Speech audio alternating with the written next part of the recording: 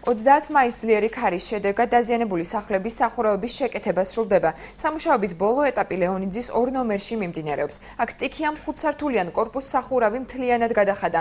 მისი რეაბილიტაციისთვის მერიის ბიუჯეტიდან 78,000 ლარი დაიხარჯა. IP ბათუმის კორპუსის დირექტორის არმაზ ვარშალომიძის განმარტებით, სულ ბათუმში 30 მაისის სტიქიის შედეგად 60 სახლი დაზიანდა. სარემონტო სამუშაოები ქალაქის მერიამ მეორე დღესვე დაიწყო. დაზიანებული სახურავების აღდგენისათვის ქალაქის ბიუჯეტიდან 400,000 ლარი დაიხარჯა.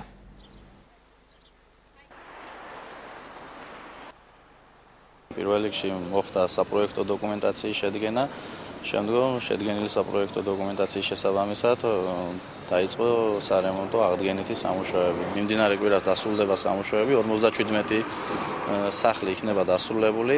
აქედან იყო რამოდენიმე მცირე დაზიანება, რომელიც თავისით უზრუნველყეს მოქალაქეებმა.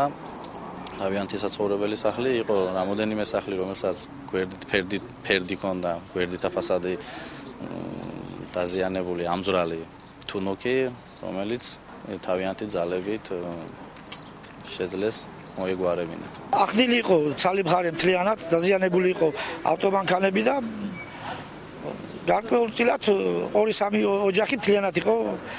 წვიმობა იყო, ერთი წვიმობა პრეზიდენტით იყო გადაყოლილი, მაგრამ ცოტა ჩამოვიდა 30 მაისის შემდეგ მეორე დღეს დაიწყო და რაც მთავარია, მალე დამთავრდა.